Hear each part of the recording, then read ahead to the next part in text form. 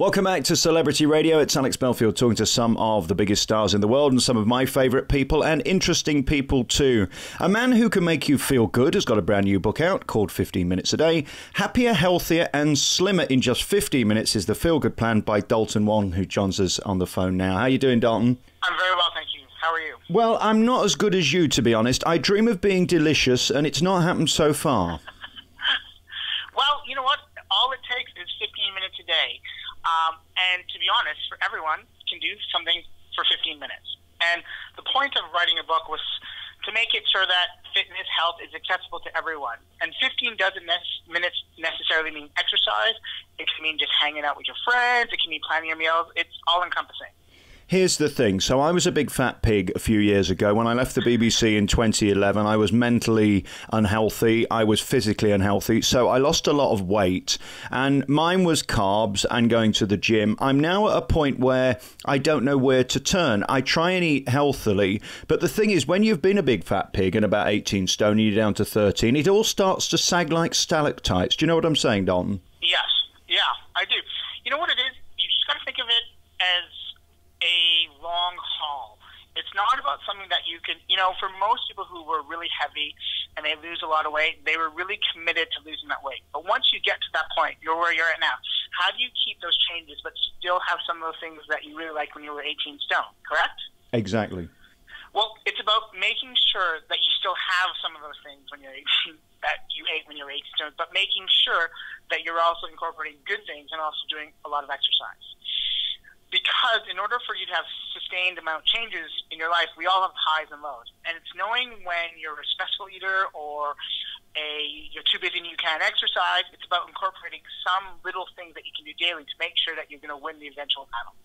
I remember interviewing Rosemary Connolly about 10 years ago, and I said that I was a big fan of the Atkins diet, no carbs, all protein. And she said, this is ridiculous, this is outrageous. Now, of course, they're all writing these books. There's a lot of contradictions in food. Let's talk about that first. Are you a believer that actually carbs and sugar are the devil? What's your take on that? No. I think you can have whatever you want to eat as long as it makes you feel good in a positive way.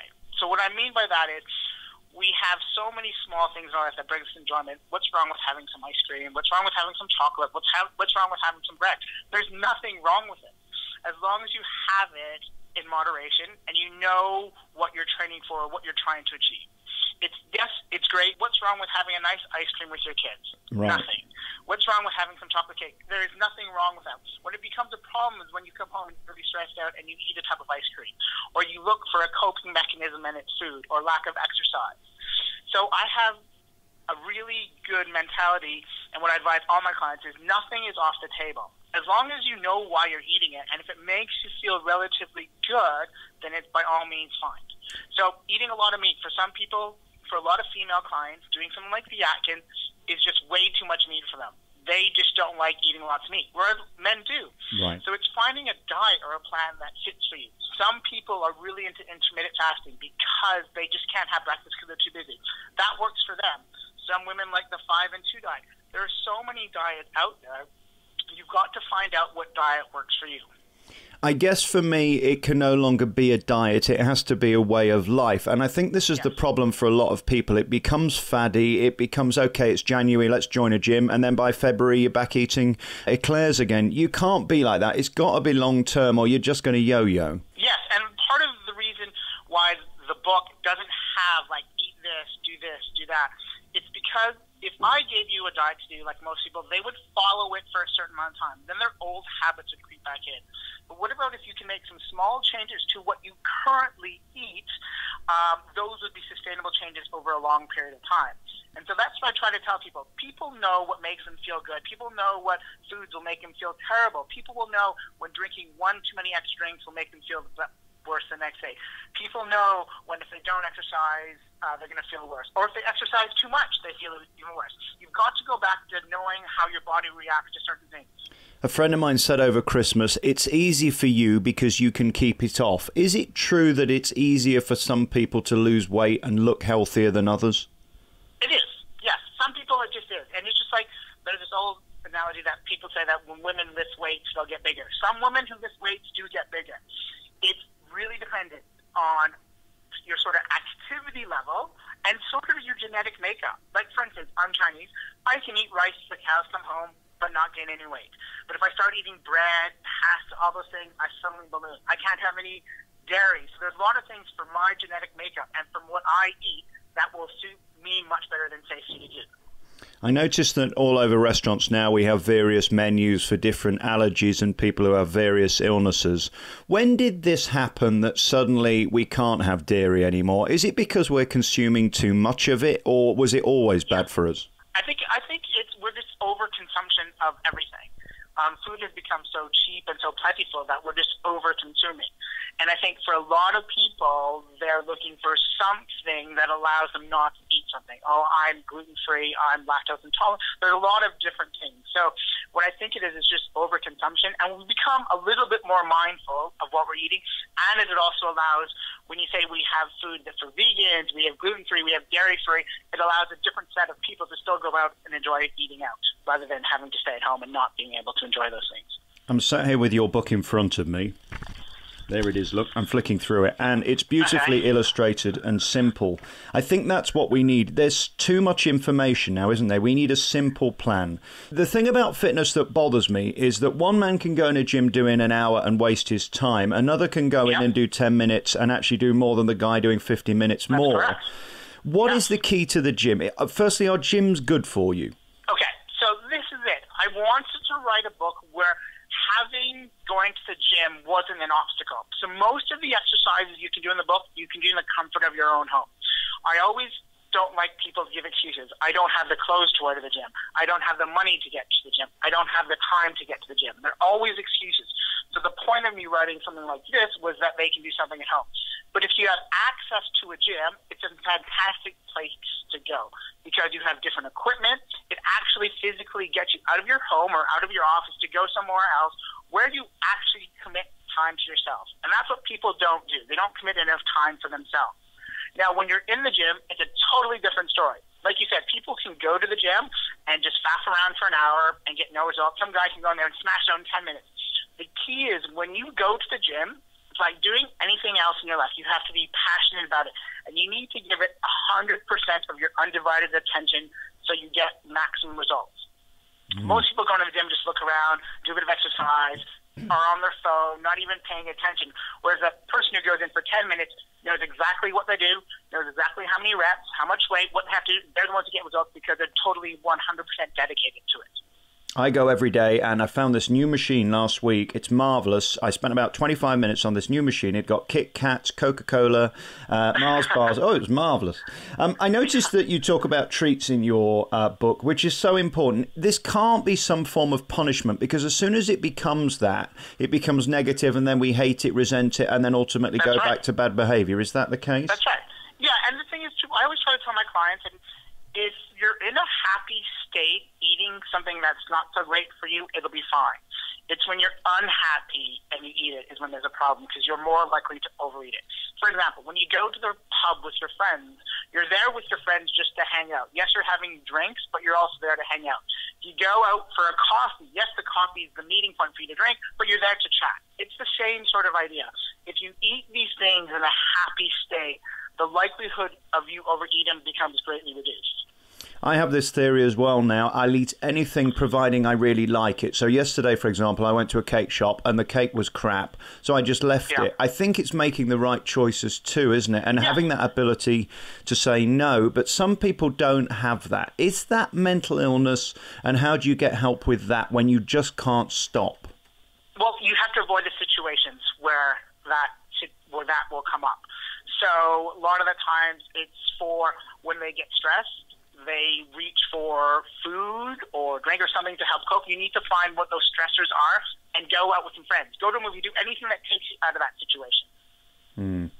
And you can't be put in that situation. That's where it becomes very difficult. And most people know when that stress is about to hit them. They can feel it coming. So when you feel that bit of emotional coming, you need to get yourself out of that situation.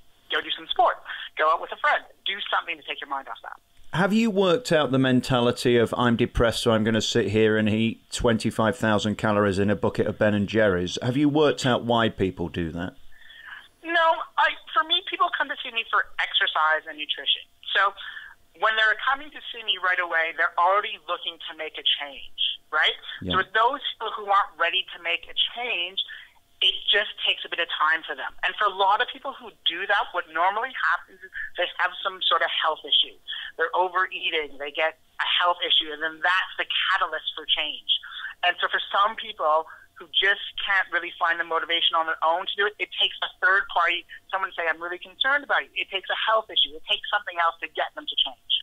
One of the things that I love at breakfast now is granola, but anything that good has got to be bad for you. Should I be starting my day with that? It depends. If you make it homemade granola and you put whatever you like into it, then it's probably a lot better than buying store-bought. Right. It depends on how much granola you eat. Having a half a cup of granola is not going to be the worst thing to have. It's when if you eat bowls of it day in and day out, and it's not making you feel better, and you're getting hungry sooner, or your weight is starting to creep up, or you're just not feeling as productive, then it becomes a problem. All right, have a half a cup, but then also have some yogurt or have an egg, have something else in addition to that so you get a fully comprehensive meal. The other thing that people turn to are smoothies, and I've read a lot about the sugar levels in smoothies. They can be worse for you than good. Again, it's that thing of homemade, you know what's in it. When you buy it from a store, you're never sure, are you? Yeah, and I always tell people, if you really want a smoothie, eat the fruit instead. Go buy the banana, go buy the apple, or go buy the mango, whatever it is, and you get much more satisfaction out of it.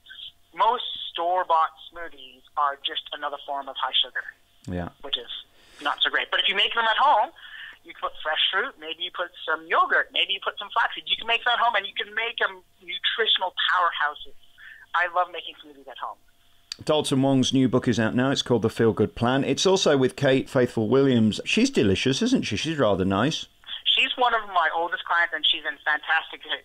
She actually lives and breathes the Feelgood Plan. She's a working mother, has a daughter, and she works out as much as she can. She does the 15-minute-a-day plan, and she eats really healthily. But saying that, she also indulges in chocolate and wine and all those things that we put into this book. Is it a thrill being the guy that's able to tell me how to be healthier? Because, I mean, I dream of being you. There are so many people like me that dream of having that body. I also wonder whether we're getting obsessed with it. I saw a documentary just last week about young men and going to the gym and how the body shape has changed, and what's desirable now is for men to sort of have breasts with pecs. You're not about that, are you? You're about fitness, not about muscle. Yeah, I'm about fitness and health, right? In order for you to look like that, you need to spend a lot of time in the gym. And I, unfortunately, don't have that much time with work. I have a family. And I think it's all about feeling better. Because if you look at those people who look like that in their 20s, how many of them are going to look like that in their 50s and 60s? Because it takes a lot of commitment to look like that.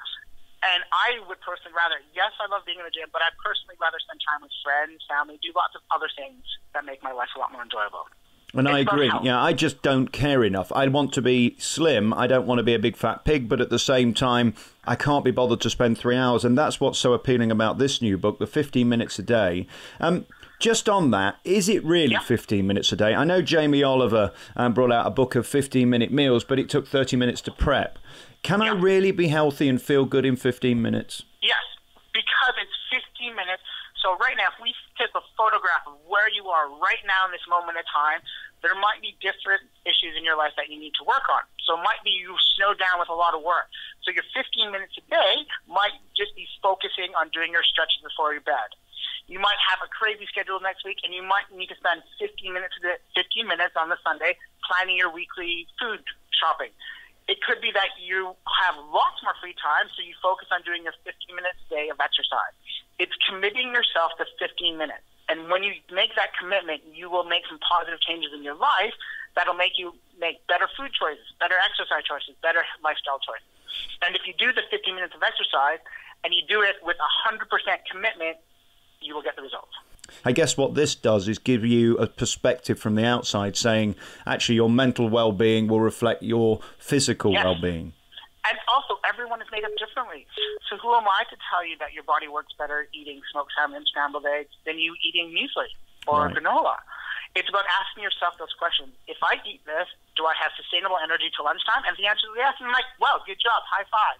Yeah. When you eat your dinner, do you feel like you have a restful night's sleep? And it's something that's significant to you, but might not be so great for me. If it works for you, then that's fine. It's about finding the stuff that works, but importantly, finding the stuff that doesn't work. Because we all know the stuff that doesn't work as well, but we choose to eat it sometimes.